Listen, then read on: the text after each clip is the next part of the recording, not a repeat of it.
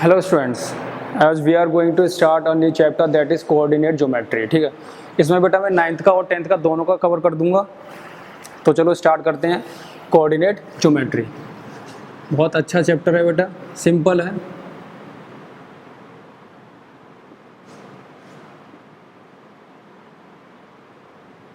ठीक है, जैसे कि हम लोग जानते हैं कि हम लोगों ने क्या है लीनियर पेयर जो बनाए थे स्टार्टिंग में, जो इक्वेशंस हम लोग बनाते थे वहाँ से एक्स वाई की वैल्यू निकालते थे, 1 वेरिएबल का भी और 2 वेरिएबल का भी। तो उनको क्या है ग्राफ पे कैसे एक्सप्रेस करते हैं, तो उसके कुछ जो नियम्स आते हैं, कुछ रूल्स रेगुलेशंस आते हैं, वो हम पूरा क्या किस में पढ़ते हैं, कोऑर्डिनेट ज्योमेट्री में। ठीक है, और कुछ फिगर्स का एरिया भी हम इसके द्वारा निकाल सकते हैं, और भी काफ़ी चीज़ें हैं। तो चलो स्टार्ट करते हैं। कोऑर्डिनेट मतलब बेटा जो आपकी एक्स वाई की वैल्यूज़ हैं उसे क्या करना, ग्राफ पर रिप्रेजेंट करना। ठीक है, ग्राफ पर रिप्रेजेंट करना।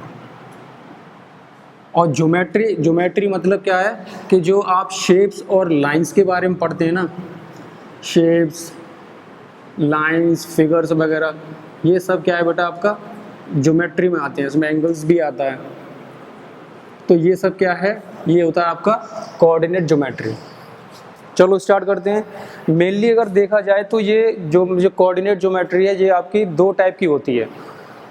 ठीक है, तो इसमें क्या होता है कि चलो फर्स्ट टाइप की देखते हैं। तो फर्स्ट टाइप में बेटा कौन सा होता है, सबसे पहला होता है आपका कार्टेशियन। ठीक है,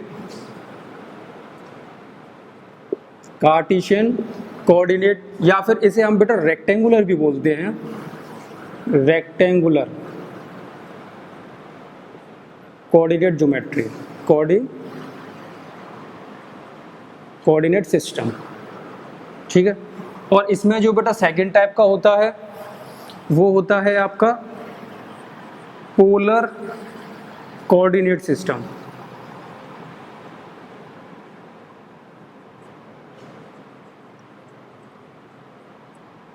आपके सिलेबस में क्या है, चलो पहले समझ लेते हैं। कार्टेशियन रेक्टेंगुलर कोऑर्डिनेट सिस्टम में क्या है बेटा कि इसमें हमेशा हम एक्स वाई की वैल्यू ऑर्डर्ड पेयर में रखते हैं, ऑर्डर्ड पेयर में। जैसे मैंने आपको 9th क्लास में भी बता चुका हूँ। तो इसमें क्या है, सबसे पहले जैसे हम एक्स की वैल्यू रखते हैं, फिर वाई की वैल्यू रखते हैं, और भी आगे चीज़ें बढ़ती हैं, चलो आगे पढ़ेंगे। अच्छा, पोलर कोऑर्डिनेट्स में क्या है बेटा, इसमें जो है आपका वेक्टर टाइप आ जाते हैं, जो कि आपके सिलेबस में नहीं है। लेकिन कभी कभी जैसे IIT JEE का आप एग्ज़ाम देते हैं, NDA वगैरह देते हैं, तो उसमें पूछ लेते हैं कि कोऑर्डिनेट्स का आपका कितने टाइप का होता है। तो 2 टाइप के होते हैं आपके, कार्टेशियन रेक्टेंगुलर कोऑर्डिनेट सिस्टम या फिर पोलर कोऑर्डिनेट सिस्टम। ठीक है, तो इसमें हम लोग क्या पढ़ते हैं, इसमें हम लोग क्या है, देखो वेक्टोरियल सिस्टम होता है, इसमें वेक्टोरियल रिप्रेजेंटेशन होता है जितना भी होता है। ठीक है, और इसमें क्या है, वेक्टोरियल एंगल होता है बेटा। जो वेक्टोरियल एंगल के ऊपर हम पूरा काम करते हैं, जो कि आपको 11th और 12th में दिया हुआ है। इसमें कुछ नहीं दिया, आपके 9th और 10th में कोई दिक्कत लेने वाली बात नहीं है। तो ये चीज़ हमें पढ़नी भी नहीं है, थोड़ा सा बस मैं बता देता हूँ, क्योंकि इसमें पूछ लेते हैं एग्जाम्स वगैरह कॉम्पिटिशन्स में। तो इसमें क्या है, वेक्टोरियल एंगल के ऊपर काम करते हैं, और आपका क्या है, रेडियस कोऑर्डिनेट्स होते हैं इसमें। ठीक है, या फिर हम रेडियस वेक्टर भी बोल सकते हैं इसको। जैसे मैं बस थोड़ा सा बता दे रहा हूँ,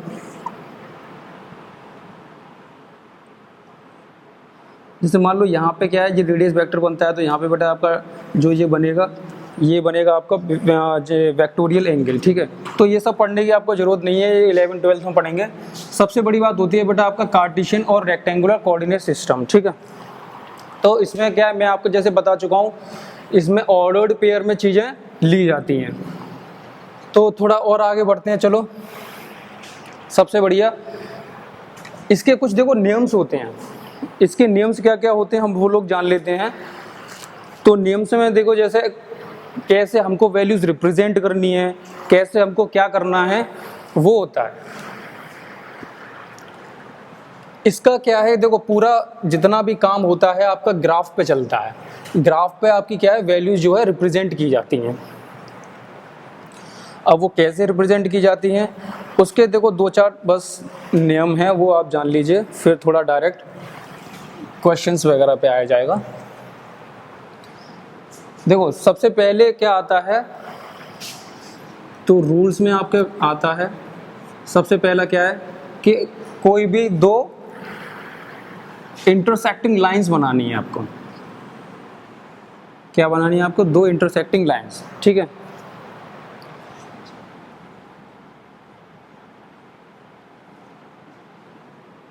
इंटरसेक्टिंग लाइंस बनानी है। अब इसके ऊपर काम चलता है तो उसमें क्या क्या चीज़ आती हैं। दूसरी बात, सबसे अगर आपने इंटरसेक्टिंग लाइन बना चुकी हो और जहाँ पे ये इंटरसेक्ट कर रहा है वो होता है बेटा आपका ओरिजिन, ओ, जिसे हम रिप्रेजेंट करते हैं ओ से, ठीक है। ये हो गया आपका ओरिजिन। तो मार्क ओरिजिन,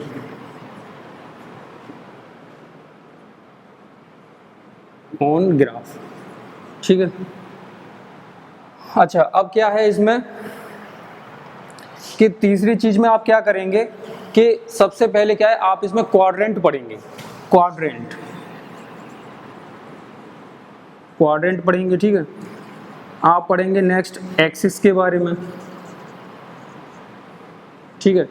एक्सिस मतलब मैं चलो आगे आपको बताता हूँ। और इसमें क्या है, पॉइंट्स रिप्रेजेंटेशन, वो कैसे करते हैं हम।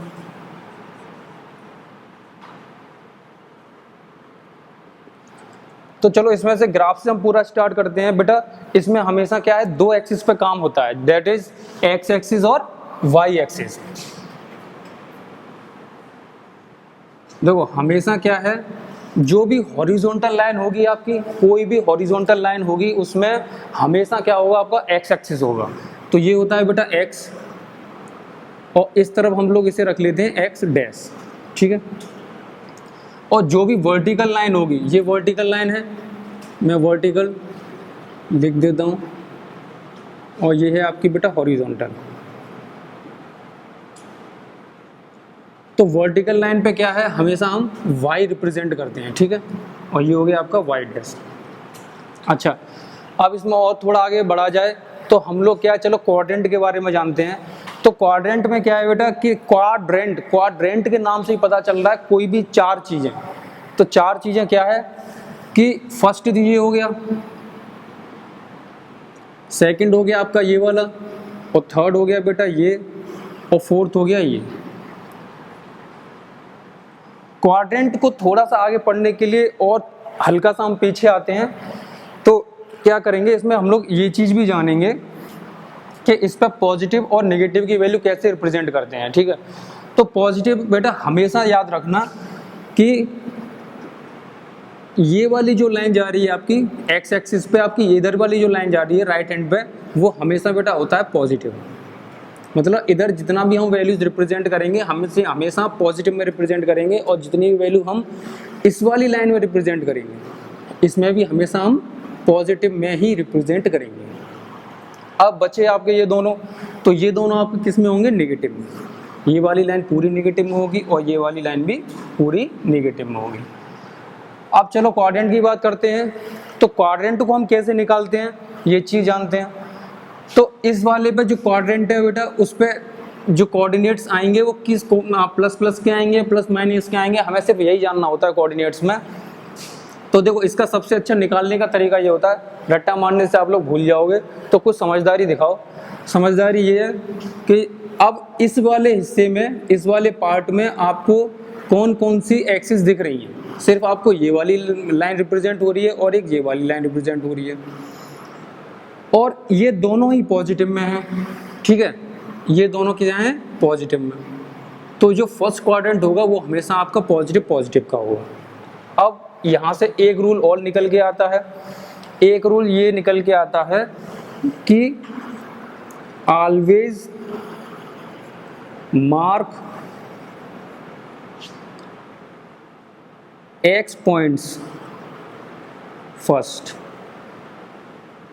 हमेशा आपको क्या है, जितने भी एक्स एक्सिस पे पॉइंट्स दिए हैं, एक्स एक्सिस पॉइंट्स फर्स्ट, जितने भी आपको एक्स एक्सिस पे पॉइंट्स दिए होंगे 1 2 3 4 5, ये क्या है, पहले रखे जाएंगे, और जो वाई एक्सिस पे दिए होंगे वो बेटा बाद में रखे जाएंगे। अब यहाँ पे क्या था, ये सेम इसलिए है क्योंकि ये भी पॉजिटिव में है और ये भी पॉजिटिव में है। अब यहाँ आते हैं, यहाँ पे क्या है, मैंने बोला आपको पहले एक्स एक्सिस का, तो एक्स एक्सिस पे क्या है, ये नेगेटिव है, और वाई एक्सिस पे क्या है बेटा, पॉजिटिव, ठीक है। तो इसके कोऑर्डिनेट्स हो गए ये। अब इसकी बात आती है, तो थर्ड क्वाड्रेंट में क्या है कि देखो हमें सिर्फ इतना दिख रहा है, और इतने में से जो एक्स एक्सिस है वो माइनस का हो गया, ठीक है, और ये जो है ये भी माइनस का हो गया, मतलब आपका जो थर्ड क्वाड्रेंट है वो माइनस माइनस के हो गए। देखो ये प्लस प्लस का, ये माइनस माइनस का, ठीक है। अब नेक्स्ट क्वाड्रेंट पे चलते हैं। तो नेक्स्ट क्वाड्रेंट में क्या है बेटा, जैसे ये पॉजिटिव है और ये क्या है आपका नेगेटिव है, तो सबसे पहले हम क्या रखेंगे, पॉजिटिव को रखेंगे, क्योंकि ये एक्स एक्सिस पे है और ये वाई एक्सिस पे है, ठीक है। तो ये हो गया आपका पॉजिटिव और ये हो गया आपका नेगेटिव, ये हो गए आपके 4 क्वाड्रेंट। अब इसी में क्या है, थोड़ी और चीज़ें आगे बढ़ाई जाएं, तो और इसमें क्या हो सकता है। अब अच्छा, मैं एक चीज़ और बता देता हूँ आपको, जैसे हमेशा बेटा एक्स एक्सिस को एब्सिका बोलते हैं, ठीक है, और वाई एक्सिस को बेटा हमेशा हम क्या बोलते हैं, ऑर्डिनेट। तो जहाँ पे भी आपका एब्सिका और ऑर्डिनेट लिखा हो तो प्लीज़ आप कंफ्यूज मत होइएगा। एब्सिका मतलब एक्स एक्सिस और ऑर्डिनेट मतलब बेटा वाई एक्सिस। हम लोग क्वाड्रेंट भी ख़त्म कर चुके हैं। अब थोड़ा सा और आगे बढ़ा जाए तो इसमें वैल्यूज़ कैसे रिप्रेजेंट की जाती है, हम वो चीज़ जानते हैं, ठीक है। वो चीज़ समझने की कोशिश करते हैं कि वैल्यूज़ कैसे क्या है, इसमें हम लोग वैल्यूज़ कैसे रिप्रेजेंट करते हैं एक्स वाई की। अब हम लोग वो चीज़ देखते हैं, ठीक है। अभी तक बेटा सिर्फ 9th का ही पार्ट चल रहा है, इसमें मैं आपका 10th का भी पूरा ख़त्म कर दूंगा। 9th और 10th इसमें दोनों में सेम यही है। थोड़ा लास्ट में जो पॉइंट्स रहेंगे वो 9th में नहीं होंगे, वो मैं बता दूंगा कहाँ से है। तो चलो, अब जैसे इसमें मुझे रिप्रेजेंट करना है, मैं एक अलग ग्राफ ले लेता हूँ, उसमें काफ़ी ओवर राइटिंग हो जाएगी। ये ले लिया बेटा मैंने ग्राफ। अब देखो ये होता है आपका एक्स एक्सिस, जैसे मैं आपको बता चुका हूँ, ठीक है। और ये होता है बेटा आपका वाई एक्सिस, इसे एक्स डैश लिख देते हैं और इसे हम वाई डैश लिख देते हैं। अब इस पर देखो रिप्रेजेंट कैसे करते हैं, जैसे 1 2 3 4 5 6 7 8, 1 2 3 4 5 6, 1 2 3 4 5 6 7, 1 2 3। मैंने क्या बताया था कि हॉरिजॉन्टल पर हमेशा बेटा पॉजिटिव लेते हैं, तो सीधे सीधे आपका क्या है, ये हो गए पॉजिटिव, ठीक है। हमेशा वाई एक्सिस पे भी वर्टिकली क्या लेते हैं, पॉजिटिव लेते हैं। अब मैंने जो नेगेटिव बोला था उसका मतलब क्या था कि जो यहाँ पे कोऑर्डिनेट्स आएंगे वो क्या आएंगे, नेगेटिव आएंगे।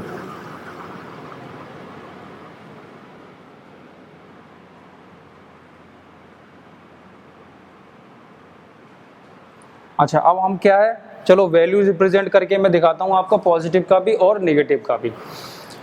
तो लेट्स टेक एन एग्जांपल। आपको क्या है कि 3 और 4 रिप्रेजेंट करना है, दूसरा आपको 3 और -4 रिप्रेजेंट करना है, तीसरा आपको -4 और 5 रिप्रेजेंट करना है, चौथा आपको -5 और -6 रिप्रेजेंट करना है। इन 4 में बेटा सब वैल्यूज आ गई। देखो ये दोनों पॉजिटिव के हो गए, ये दोनों नेगेटिव के, एक पॉजिटिव नेगेटिव और ये पहला नेगेटिव दूसरा पॉजिटिव। इससे आपको हर चीज़ क्या है, क्लियर हो जाएगी। तो देखो सबसे पहले क्या है बेटा 3 4, और मैंने हमेशा बताया आपको, पहले भी बता चुका हूँ कि जो पहली वैल्यू होती है बेटा वो हमेशा x की होती है, और ये जो दूसरी वैल्यू है ये हमेशा y की होती है। मतलब आपको इसको x पे लेना है और इसको लेना है y पे। अब आगे हमको क्या देखना है कि ये पॉजिटिव है या नेगेटिव है। अब x में ये क्या है, ये पॉजिटिव है, तो x अगर हम यहाँ ओरिजिन से स्टार्ट करते हैं, ये है आपका ओरिजिन O। सो आपको how much you have to forward, that is 3 points. आपको 3 पॉइंट्स पर जाना है, तो 1 2 3 यानी ये हो गया, ठीक है। यहाँ पे एक पॉइंट बन गया आपका। और दूसरा क्या है बेटा 4, वो आपको y एक्सिस पर लेना है। अब पॉजिटिव है तो क्या आएगा, ऊपर की साइड आएगा, यानी 1 2 3 4 यहाँ हो गया। अब आप क्या करेंगे कि हमेशा इसमें क्या है बेटा कि 90 डिग्री एंगल पे ही आपको लाइन करनी होती है। तो देखो यहाँ से ये परपेंडिकुलर, ये आपकी लाइन हो गई, ठीक है। अगर आप इसमें परपेंडिकुलर डालते हैं या 90 डिग्री का बनाते हैं तो कैसे बनाओगे, बिल्कुल सीधा रख के बनाओगे, ठीक है। ये हो गया आपका 90 डिग्री। देखो ये 90 डिग्री का बन गया। अब क्या करेंगे कि 3 से तो आपका ये चला गया, अब एक वैल्यू 4 आ रही है, तो 4 को भी यहाँ से आप इस लाइन पे परपेंडिकुलर डाल दो या फिर 90 डिग्री का एंगल बना दो। तो देखो ये एंगल बन गया ना, ये हो गया। तो यहाँ पे जो आपका कोऑर्डिनेट्स मिलेंगे, ये जो पॉइंट मेन होगा, यहाँ पे जो कोऑर्डिनेट्स मिलेंगे इसकी वैल्यू होगी बेटा आपका 3 और 4, ठीक है। अब और आगे बढ़ते हैं, ये वाला पॉइंट हो गया। अब इस पर देखते हैं तो 3 और -4, that is it is x and it is y। You have to first represent the value of x in your graph. x is equals to 3 means it is same. चलो इसको चेंज कर लेते हैं क्योंकि ओवरलैप कर जाएगा बेटा, तो हम इसको कर लेते हैं 4, पॉजिटिव का ये। अब अगर मैं 3 लेता हूँ तो फिर से ओवरलैप होगा तो कोई मतलब नहीं, आपको सही में नहीं आएगा। तो x इज इक्वल्स टू मैंने ले लिया आपका बेटा 4, that you have to take it on x axis where the positive values. तो यहाँ हो गया बेटा आपका 4, ठीक है। अब -4 है, तो -4 किसका है, y का। तो y में -4 कहाँ होता है बेटा, डाउनवर्ड। तो डाउनवर्ड हो गया आपका ये, ठीक है। तो यहाँ से खींचो और एक आप यहाँ से डालो, तो ये जो पॉइंट्स आएंगे जहाँ पे भी बेटा ये इंटरसेक्ट करेगा वो कितना आएगा, दैट इज 4 और -4, ठीक है।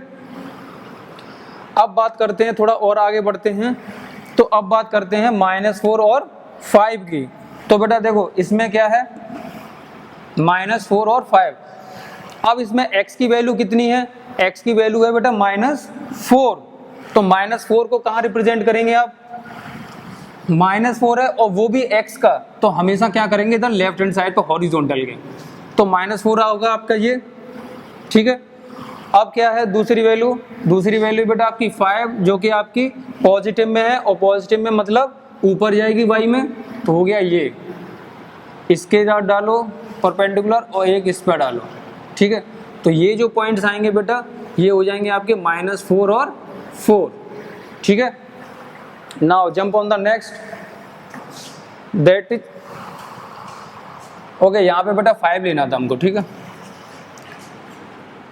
तो कोई दिक्कत नहीं है। देखो यहाँ हमने 5 ले लिया, तो आप यहाँ से खींच दो, मैं एग्जाम्पल ले रहा हूँ केवल। तो ये हो गया आपके -4 और 5, बस समझ में आना चाहिए। अब नेक्स्ट है आपका बेटा -5 और -6। अब इसको कैसे रिप्रेजेंट करेंगे, here both the values are in the negative, so you have to represent on the negative axis, that is on the x axis you have to just take the values at the left side, and on the y axis just take the value on the downward side. So x is equals to -5 and y is equals to -6. तो x पे बेटा -5 यहाँ आ गया और इस पे आ गया -6 यहाँ। अब इन दोनों को परपेंडिकुलर डालो तो बेटा आपकी वैल्यूज मिलती हैं यहाँ। तो ये जो पॉइंट होगा वो होगा आपका -5 एंड -6।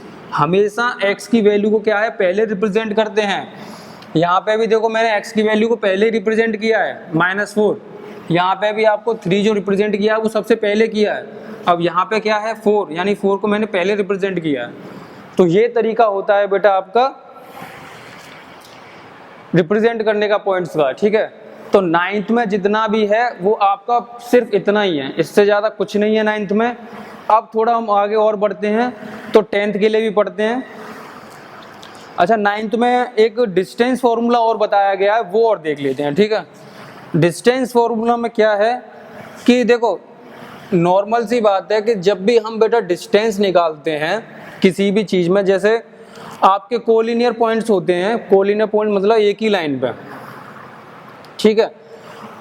तो आप क्या करते हैं, चलो सिर्फ आप एक लाइन समझ लो, लाइन में क्या होता है कि मैंने क्या बोला आपको 2 से 8 तक की डिस्टेंस निकालनी है, तो आप क्या करेंगे 8 - 2 कर देंगे तो कितना निकल जाएगा 6। और लाइन पर रिप्रेजेंट कैसे करेंगे बेटा वो मैं बता देता हूं। जैसे देखो एज एग्जाम्पल मैं बता रहा हूं, बहुत छोटी सी चीज़ है कि ये तो हो गई बेटा आपकी लाइन, ठीक है। अब इस पे हम लोग रिप्रेजेंट कैसे करेंगे ये चीज़ देखिए। जैसे ये हो गया बेटा आपका 0 1 2 3 4 5 6 7 8।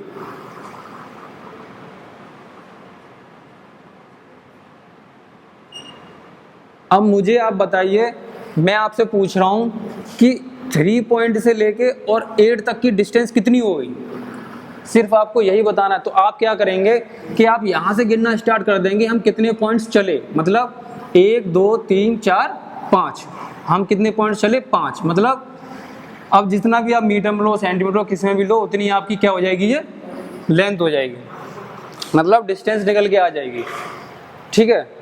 तो ये होता है सिर्फ एक लाइन पे। लेकिन अब हम क्या है बड़े हो चुके हैं तो थोड़ा आगे पढ़ते हैं, ग्राफ पे कैसे निकालते हैं, ठीक है। चलो तो ग्राफ का पढ़ते हैं, उसी में से आपका निकलता है बेटा डिस्टेंस फॉर्मूला। तो ये हो गया आपका ग्राफ,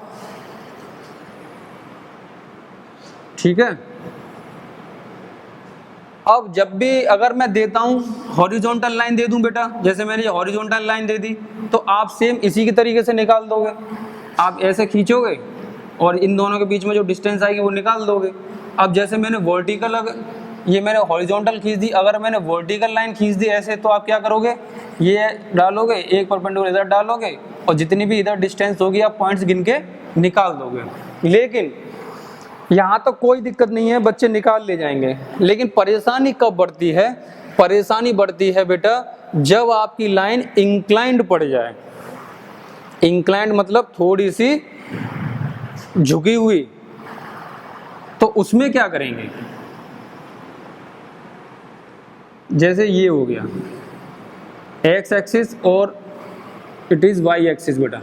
अब मैंने बोल दिया कि मान लो आपको ये लाइन दी हुई है, अब क्या करोगे आप, अब कैसे निकालोगे, तो ये बस इसी से निकलता है आपका डिस्टेंस फॉर्मूला। तो इसको निकालने के लिए थोड़ा सा हमें पढ़ना पड़ेगा। मान लो ये पॉइंट्स मैंने बेटा मान लिए, जो कोऑर्डिनेट्स आपके यहाँ आएंगे ऐसे मिलने के बाद, यहाँ से ऐसे मिलने के बाद आएंगे, ठीक है, और इसका ये ऐसे मिलेगा, तो हम ये खींच लेते हैं ऐसे, यहाँ पे एक ट्रायंगल फॉर्म हो गया, ठीक है। तो इसके जो मान लो कोऑर्डिनेट्स हमने मान लिए x1 और y1, और इसके हमने कोऑर्डिनेट्स मान लिए x2 और y2। अब कुछ तो आएंगे, जैसे 2 3 आ गया तो x1 को मैंने 2 को मैंने x1 मान लिया, 3 को y1 मान लिया, ऐसे ही बेटा कोई वैल्यू आई उसको x2 मान लिया, y2 मान लिया, ठीक है। तो यहाँ से क्या होता है कि अब देखो, अब मुझे क्या है कि ये वाली डिस्टेंस चाहिए, ये वाली डिस्टेंस चाहिए, ठीक है। तो ये हॉरिजॉन्टल डिस्टेंस है, तो हॉरिजॉन्टल पे क्या है बेटा, ये x2 है, यहाँ तक क्या है x2 है, मतलब यहाँ से ये इस लाइन को देखो। अब इतने पार्ट को भूल जाओ इस टाइम थोड़ी देर के लिए, सिर्फ आप इस लाइन को देखिए। तो ये क्या है हॉरिजॉन्टल लाइन, और इस पे जो पॉइंट बन रहा है x का वो बन रहा है x2। तो देखो यहाँ पे क्या है, ये y2 हो गया, ये हो गया आपका y1, ठीक है। अब देखो ये हो गया आपका x2 और ये x1। अब एक बात बताओ, यहाँ से हमने ओरिजिन से लिया था, तो बेटा ओरिजिन से यहाँ तक की वैल्यू x2 है, ठीक है, और ओरिजिन से यहाँ तक की वैल्यू कितनी है, x1 है। जैसे ये लाइन 10 मीटर की है, मान लो 10 सेंटीमीटर की ये लाइन है, इसमें से इतना इतना आपका कितना है 2 सेंटीमीटर है, तो बेटा बचा कितना, तो बचने के लिए आप क्या करेंगे 10 - 2, तो बोलेंगे सर 8 सेंटीमीटर बचा। मतलब यहाँ से क्या है 8 सेंटीमीटर आपका बच जाना है। ऐसे सेम इसमें बेटा कि यहाँ से यहाँ तक x2 वैल्यू हो गई, यहाँ से यहाँ तक x1 हो गई। अब जो ये वैल्यू बची वो क्या बची, मतलब x2 माइनस x1। ठीक है, ऐसे ही बेटा इसमें देखेंगे, अब ये x2 माइनस x1 बची तो ये वाली भी x2 माइनस x1 होगी। चलो ये निकल आई। अब थोड़ा सा दिक्कत इसका चलता है, इसके साथ थोड़ा खेल खेला जाए। तो इसमें क्या है कि देखो ये पूरी y2 है ना, मतलब यहाँ से यहाँ तक कितनी है y2 और यहाँ से यहाँ तक कितनी है y1। वही फंडा 10 to 8 वाला। तो क्या करेंगे, पूरे y2 में से y1 माइनस करेंगे तो सिर्फ इतना बचेगा आपके पास, y2 माइनस y1। ठीक है, इतना हम समझ गए। अब क्या करना है, अभी इससे तो कोई मतलब नहीं निकला, हमने क्या है पॉइंट्स निकाल लिए, चलो अच्छी बात है भाई पॉइंट्स निकाल लिए, लेकिन हमें क्या चाहिए, हमें तो भाई इसकी डिस्टेंस चाहिए ना, हमें सिर्फ इसकी डिस्टेंस चाहिए। तो आपने बेटा बचपन से पढ़ते आ रहे हो बहुत एक छोटी सी चीज़, तो ट्रायंगल का जो पाइथागोरस थ्योरम होता है जो ट्रायंगल में अप्लाई करते हैं वो क्या होता है, h² = p² प्लस b²। तो यहाँ पे आपको क्या है बेटा, ये h निकालना है, तो h² = here is the p² and p = y2 minus y1, that is y2 minus y1 का whole square plus base is what, x2 minus x1, that is x2 minus x1 का whole square। अब क्या करना है कि कुछ नहीं, आपको सिर्फ यहाँ पे हाइपोटेन्यूज निकाल दो। तो h = जब निकालेंगे यहाँ से स्क्वायर हटाने के लिए क्या करेंगे बेटा, रूट लगाएंगे।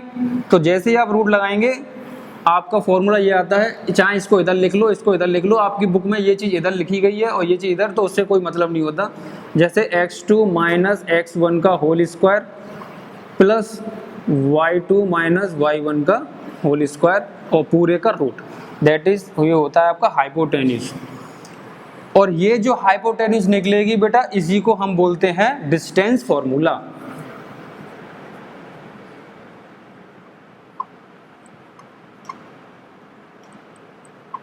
ठीक है, डिस्टेंस फॉर्मूला। अच्छा, अब इसको अप्लाई कैसे करोगे, जैसे मान लो आपको एक पॉइंट दिया है 4 और 2 दिया है, और दूसरा पॉइंट आपको दिया है जैसे 6 और 4 मान लीजिए। ठीक है, तो इसमें ये हो गया x1 y1 x2 y2, क्योंकि x और y की वैल्यू हम एक साथ रखते हैं, इसमें x और y की वैल्यू एक साथ रखते हैं, तो आप सीधे सीधे उठा के रखते चले जाइए।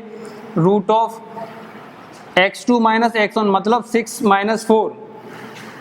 माइनस 4 का whole square plus y2 minus y1 means 4 minus 2 का होल स्क्वायर, 4 माइनस 2 का whole square, that is root of 6 minus 4 यानी 2 और 2 2 4 प्लस 4 माइनस 2 2 2 2 4 मीन्स रूट 8 आपका ये आ गया।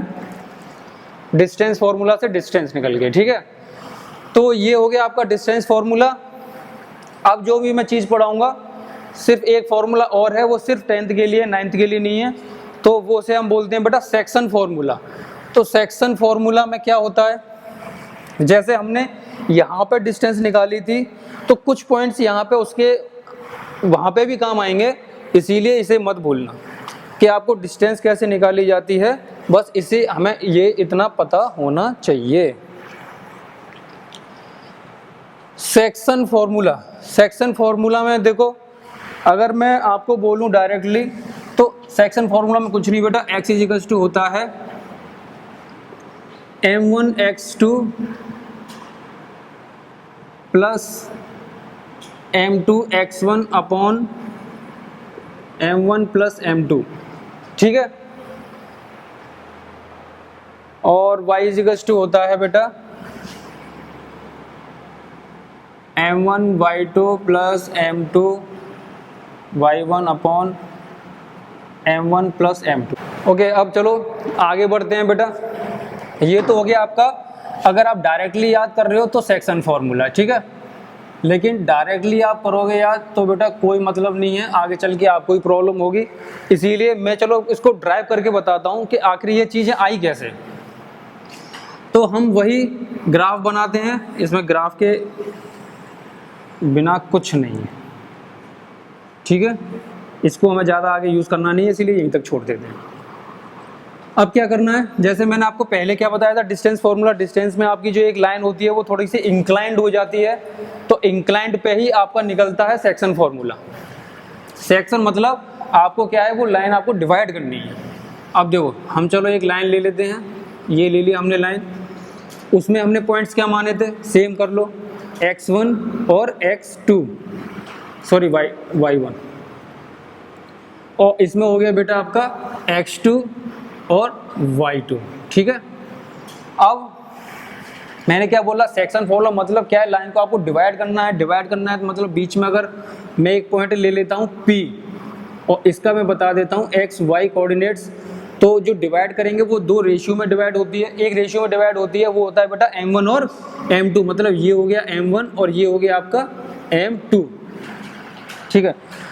चलो इसमें थोड़ा सा और आगे बढ़ते हैं, तो थोड़ा कंस्ट्रक्शन किया जाए, यहाँ से लाइंस डाली जाएं, तो यहाँ पॉइंट्स तो मिलाई जाए, ठीक है।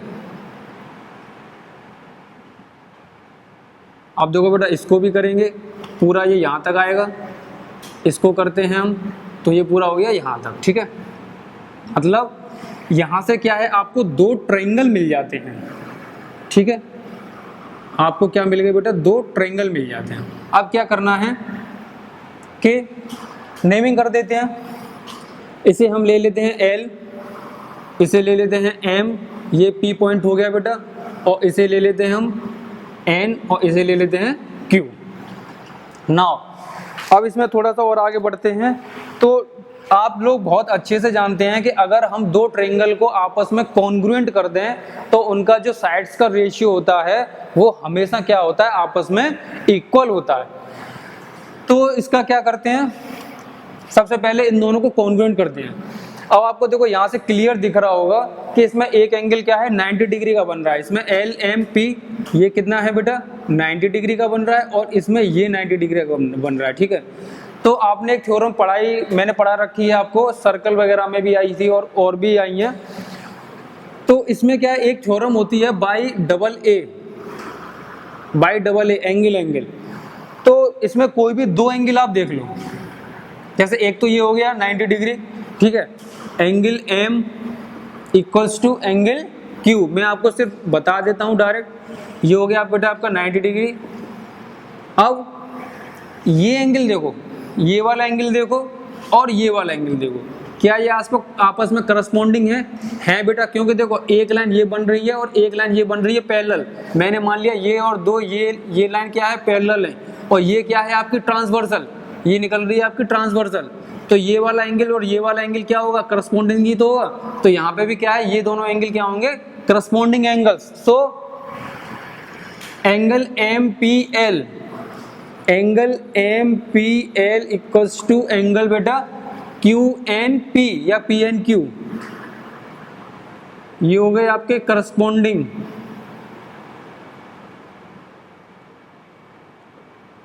ठीक है। तो यहां से आपका निकल के आता है बाई डबल ए, देखा जाए तो triangle LMP is congruent to triangle PNQ। और मैं पहले बता चुका हूं कि जब भी आपका ट्रायंगल सेम होता है, जब भी आपका ट्रायंगल कॉन्ग्रुएंट हो जाता है, तो वहां से क्या है बेटा कि जितना भी आपका साइड का रेशियो है वो क्या होता है, आपका सेम निकल के आता है, ठीक है। तो यहां पे देखो LM अपॉन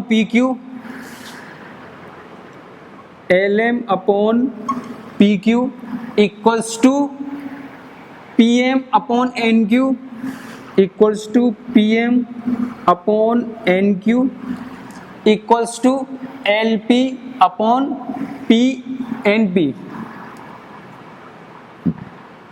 ठीक है। ये आ गया यहाँ से रेशियो। अच्छा, अब जब ये रेशियो आ गया है तो इनकी हमें वैल्यूज पुट करनी है। तो सबसे पहले हमें क्या है, यहाँ पे वैल्यूज हम लोग फाइंड आउट कर लेते हैं। तो देखो जैसे मैंने आपको डिस्टेंस फॉर्मूला में बता चुका हूँ पहले ही, तो कैसे वैल्यूज फाइंड आउट करेंगे। देखो यहाँ से यहाँ तक पूरी कितनी है, x, क्योंकि हम एक हॉरिजॉन्टल ले रहे हैं तो इसमें हॉरिजॉन्टल का क्या है, ये x ही है ना, तो ये पूरा हो गया x। और ये हो गया पूरा यहाँ से यहाँ तक x1। तो जब इस वैल्यू को निकालेंगे तो आएगी बेटा आपकी x माइनस x1, ठीक है। ये इतना x माइनस x1 है तो ये भी कितना होगा x माइनस x1। चलो इसको देखते हैं अब, ये कितना है, ये पूरा कितना है, ये है बेटा आपका x2 और यहां से यहां तक कितना है, ये है बेटा x। सो x2 माइनस x करेंगे मतलब इतने में से अगर मैं इतना माइनस कर देता हूं तो ये क्या बचेगा, x2 माइनस x बचेगा बेटा, ठीक है। जब ये x2 माइनस x है तो ये कितनी आ गई x2 माइनस x, ठीक है। अब क्या हुआ कि ये वाली वैल्यू हमें पता है क्योंकि रेशियो में काट रहा था, ये m है और ये क्या है बेटा m1 है और ये है आपकी m2। अब हमारी रहेगी सिर्फ ये वैल्यूज, तो इस वैल्यूज में भी वही सेम फंडा आपको लगाना है। अब देखो यहां से यहां तक कितना है, ये पूरा है यहां तक देखो y2 और यहां से यहां तक कितना है बेटा y, देखो यहां पे पॉइंट y है ना, तो मतलब ये कितना हो गया y इतना, ठीक है। अब जब आप इस वैल्यू को निकालोगे तो ये वैल्यू आपकी निकल के आएगी बेटा y2 माइनस y, ठीक है। अब इसको निकालो, सेम आप इसको निकालो तो यहां से क्या वैल्यू आएगी बेटा y माइनस y1। देखो यहां तक तो पूरा हो गया y, अब यहां तक y है तो ये आ गया आपका y माइनस y1। अब कुछ नहीं, आपको सीधे सीधे वैल्यूज इसमें उठा के रख दीजिए। जब आप वैल्यूज उठा के रखेंगे तो आपका कुछ सेक्शन फॉर्मूला निकल के आएगा। तो चलो वैल्यू उठा के रखते हैं यहाँ पे हम, बहुत सिंपल था बेटा, इसे मैं मिटा देता हूँ, यही लास्ट में निकल के आना है तो तब लिख लेना। अब देखो LM अपॉन PQ यानी LM upon PQ x minus x1 upon x2 minus x यानी x1 माइनस x अपॉन क्या हुआ LM अपॉन PQ तो x minus x1 upon x2 x minus x1 upon x2 minus x equals to, अब बेटा क्या है PM upon NQ, that is what is PM। देखो P और M, PM कितना है बेटा y minus y1, that is y minus y1 upon, अब क्या लगाना है NQ, NQ कितना है, NQ है बेटा आपका y2 minus y2 minus y equals to LP upon NP, LP है बेटा आपका M और M1 और NP है आपका M2, तो यहां पे रख दो आप M1 अपॉन M2, ठीक है। अब कुछ नहीं करना है, आप वैल्यूज इसकी फाइंड आउट करिए। तो इसका तरीका क्या था, ये मैं आपको पेयर ऑफ लीनियर इक्वेशन में जो मल्टीप्लिकेशन में, हाँ एक मल्टीप्लिकेशन भी सब्स्टिट्यूशन मेथड में भी बता चुका हूं। तो इसमें क्या करेंगे, एलिमिनेशन मेथड में शायद आया था, देखो इसका इससे करेंगे x की वैल्यू निकालने के लिए, और बेटा इसका करेंगे हम इससे y की वैल्यू निकालने के लिए, ठीक है। यहां से जब x की वैल्यू निकल जाती है तो मैंने बोला था या फिर तो आप इक्वेशन में रख दीजिए या फिर आप डायरेक्ट y की वैल्यू निकाल लीजिए यहां से, ठीक है। तो यहां से चलो इसकी हम x की वैल्यू निकालते हैं। तो इसका मल्टीप्लाई क्या करना है बेटा,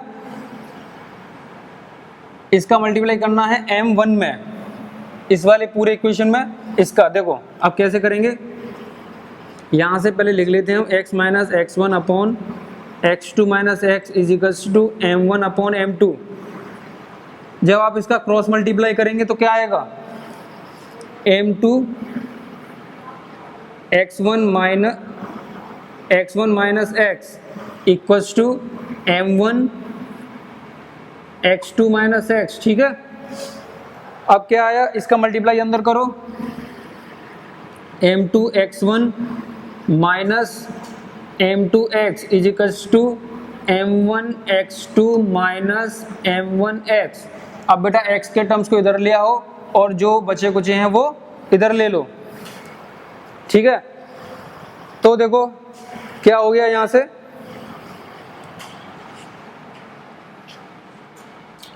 माइनस 2x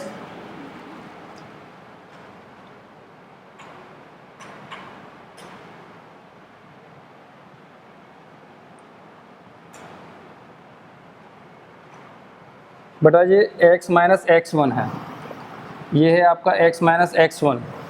देखो ये है x माइनस x1, ये गलती से पुट हो गया। तो देखो x माइनस x1 है, तो इसका आप मल्टीप्लाई करेंगे तो क्या आएगा, m2x minus m2x1 equals to हो गया बेटा आपका m1x2 माइनस m1x। अब क्या करना है, आपका जो x की वैल्यू इधर आ रही है वो इधर ले आओ सेम सेम, और जो x1 x2 है वो इधर ले लो, ठीक है। तो m2x अब आप इसे लाएंगे, ये हो जाएगी पॉजिटिव में m1x इक्वल्स टू m1x2, और जब इधर जाएगा ये तो m2x1। अब क्या करना है, चलो यहाँ सॉल्व किया जाए। तो देखो बेटा m2x और प्लस m1x, इसमें से मैं x कॉमन ले लेता हूँ, x कॉमन ले लिया मैंने, तो क्या बचा m1 प्लस m2, ठीक है, equals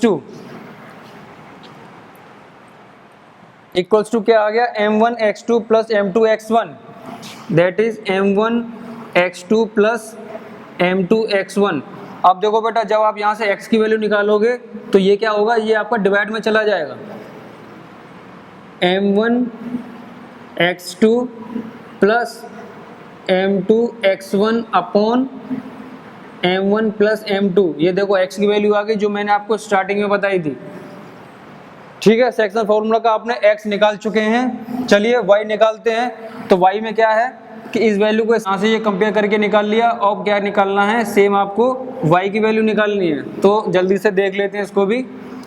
so y minus y1 upon y2 minus y is equals to बेटा होता है m1 upon m2, cross multiply करो m2 y minus y1 is equals to m1 y2 minus y। तो क्या करना है, वही अंदर मल्टीप्लाई करो, सेम काम करना है आपको, is equals to m1 y2 minus m1 y, ठीक है। चलो इसको इधर लेके आते हैं। So m2y plus m1y is equals to m1y2 plus m2y1। कुछ नहीं किया है, मैं इसको इधर ले आया हूँ और इसको मैंने इधर भेज दिया, तो ये इधर आके पॉजिटिव, ये इधर आके पॉजिटिव। तो इसको m2y प्लस m1y, यहाँ से बेटा y कॉमन ले लो, ये आपने y कॉमन ले लिया, that is m1 plus m2 is equals to, ये पार्ट आपका पूरा सेम आएगा, is equals to m1y2 plus m2y1। अगर अब यहाँ से आप y इज इक्वल्स टू निकालते हैं तो आएगा बेटा m1y2 plus m2y1 upon m1 plus m2। ये हो गया बेटा आपकी y की वैल्यू। तो यहाँ होता है आपका ये सेक्शन फॉर्मूला ख़त्म, जहाँ पे आपकी x की वैल्यू भी पता चल गई और आपको पता चल गई y की वैल्यू, ठीक है। तो 10th में सिर्फ इतना ही है, एक डिस्टेंस फॉर्मूला भी था और आपका जो सेक्शन फॉर्मूला है ये भी ख़त्म हो चुका है। आपकी जितनी भी कोऑर्डिनेट ज्योमेट्री के पॉइंट्स थे, जितनी भी चीज़ें थी, वो सब मैंने कवर कर दी हैं। अब आपका काम है क्वेश्चंस लगाना ढंग से, ठीक है। तो चलो फिर से मिलते हैं एक नए टॉपिक के साथ।